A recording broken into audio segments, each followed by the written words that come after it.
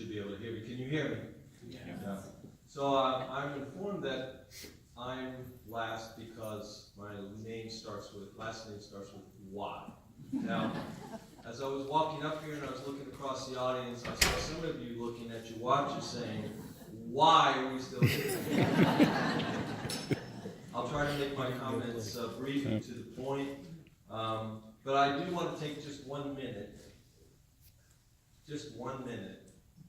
to actually just savor everything about this.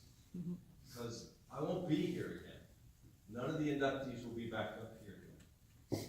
And it's a wow for me. It's just flat out wow for me. So allow me to be, if you will, maybe the youngest member of the group is being inducted tonight, so I act a little bit younger. I'm just going to say, wow. I feel like this is a big deal.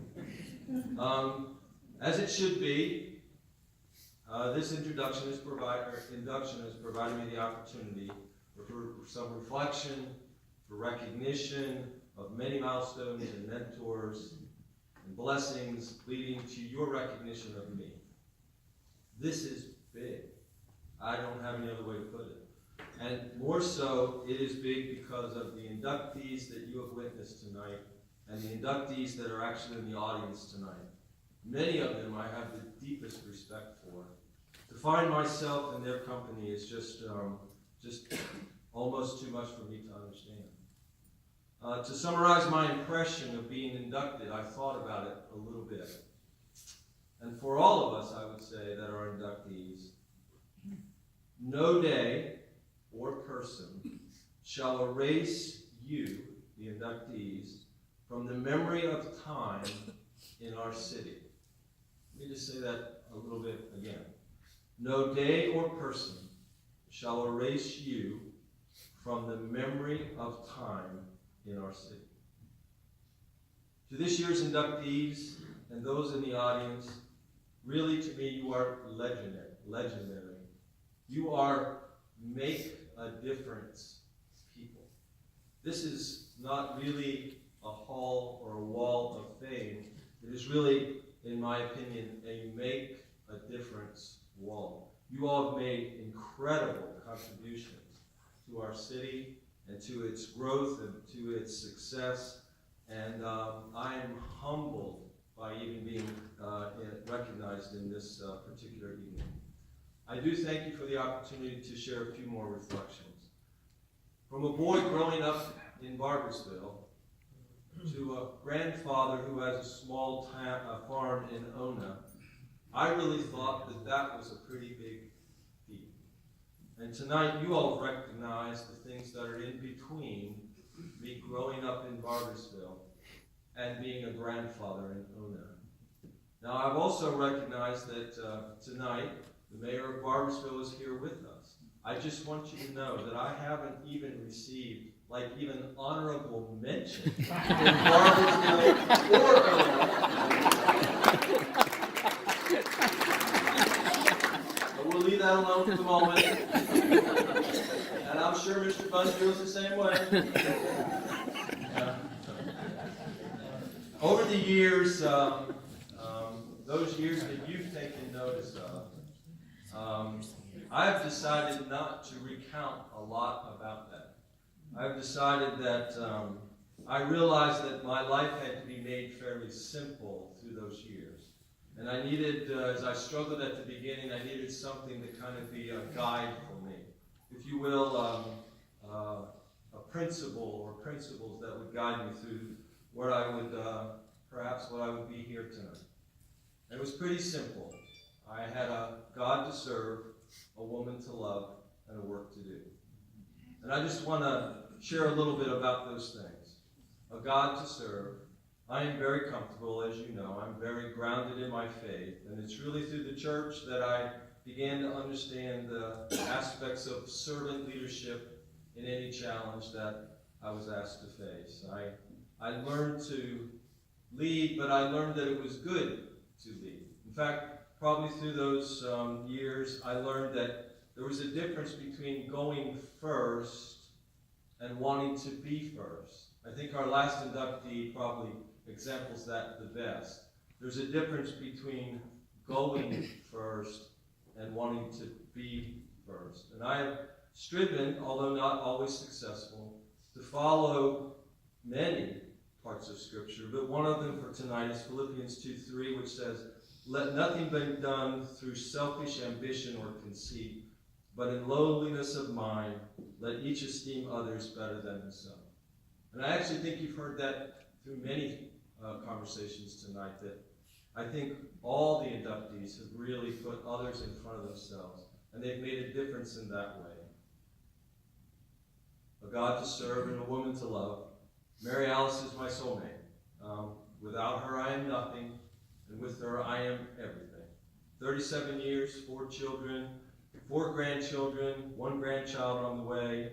Tonight with me is Mary Alice, and my lovely daughter Hannah and Catherine, and my son-in-law Clarence, and one of my grandchildren, Caleb. With me tonight is my mother, Joanne. It's really nice to recognize her as well. I would like to say that as you honor me, by reflection, you honor all of them who have supported me. Also with me tonight are some of my brother-in-laws, P.A. Nash and Rocky Nash, my sisters, Elizabeth and Jennifer, Sarah, my sister-in-law, and there's many others that could not be here tonight. 2 of my sons are doing probably what sons should do at this time. They're trying to figure out whether the Dodgers or the Red Sox are going to be in the World Series. They actually live out of town, and they're unable to be here tonight, although they may not actually be doing that. I would also like to say that to my mom and to my sisters, everything you hear tonight, I guess about me, you should believe. Everything you hear tonight, my mother will certainly believe. But everything that's said tonight, my sisters will not believe. They believe that I'm still an imposter. They think that this is all imposter syndrome. Having grown up with me, they know this can't really be true. And if you start hearing them yelling and screaming that it's not true, at least you'll know why they're doing that.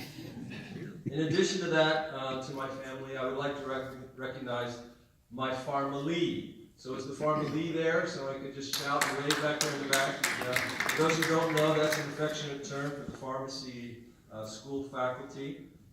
If it were not for their success in starting and growing the School of Pharmacy, it's very unlikely I would be here tonight. And it's really their nomination that allows me, if you will, allows me to be here tonight. I am so proud to be part of that School of Pharmacy. I'm really proud to be part of expanding healthcare education and healthcare in the Huntington community and our region. A God to serve, a woman to love, a work to do. Simply from the beginning, I wanted to make a difference for others. That's just as simple as it can be. I can remember thinking that I want to make a difference for others, so I got to hang around with people that make a difference and something that makes a difference, and that's how I decided that pharmacy and medicine should be the right place. A noble work that has held me accountable to do my best. Being a physician and a pharmacist allowed me that particular blessing. A work to do honestly. As I look through this brochure that was handed out tonight, I'm humbled that I'm going to be on a wall with such people. As I look down this list, I see people that actually taught me here at Marsh University. I remember coming to Marsh University in 1976 while I was still a high school student trying to figure out whether I should actually go to college or not. I remember my mother's advice. My mother didn't know what kind of person I would turn out to be. This was an ill-applied high school son. You got the picture, right? So I remember her advice to me was, if you hang out with really smart people, you'll do okay. You're thinking on that one, right? Yeah, like you got no idea whether I'm smart or not. Yeah. Well, Mom, I did it. Look.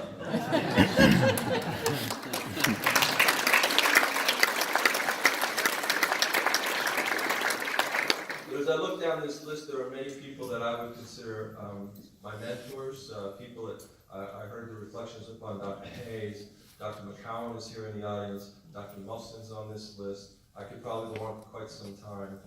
It is really humbling to be considered on this list. I would also like to say that in my experience at the School of Pharmacy, and there's many here from the School of Medicine. There are many here from the School of Medicine, which reflects my tenure as the chairman of the Department of Internal Medicine. So for the people from Internal Medicine, can you just give another shout out from the back of the room there? I'm very encouraged of those particular years. There have been many excellent places that my career has taken me. Some of you all who know the Bible will know there's an Old Testament prayer by Jabez, and in that prayer he prays to have his territory expanded. Now, I can remember thinking about that early in my career. I would like my territory to be expanded. I didn't know how big that territory would be, but it takes in 2 hospitals, St. Mary's Medical Center and Calvary Huntington Hospital. Those from St. Mary's Medical Center here tonight, those from Calvary Huntington Hospital, will you raise your hands and clap for yourselves? Yeah, there you go. I want to express my appreciation to the Palatine Sisters, a relationship that I've had now for 28 years. It's been a complete privilege to be a healthcare provider to them, but also for the opportunity for them to mentor me and encourage me over those years. I could probably go on to many other aspects that I would like to recognize. For instance, the individuals that are at the Bird Clinical Center. I've worked there and been blessed to work there for 28 years. A relationship that's been really positive for me. I am at heart, probably like Dr. Hicks, I am at heart an educator. I'm a clinician educator. I started out just patient to patient, and then it grew physician to students, physician to residents. It grew more a physician to a department. It grew more a pharmacist to a school of pharmacy. It grew more where I had to serve, or got to serve, or had the blessing of serving on various boards in our community. And now I have the opportunity to participate in things that happen in our community. I am so blessed to have been part of that. And I thank you all for recognizing that it's made a difference. Simply leading to serve others and to make a difference. You've recognized my earnest actions, and I appreciate that. My life goals have really been fulfilled. A God to serve, a woman to love, a work to do. In my induction, if you are honoring a person who earnestly, consistently, and with character has striven to make a difference for others, then I humbly accept being inducted to the Wall of Fame.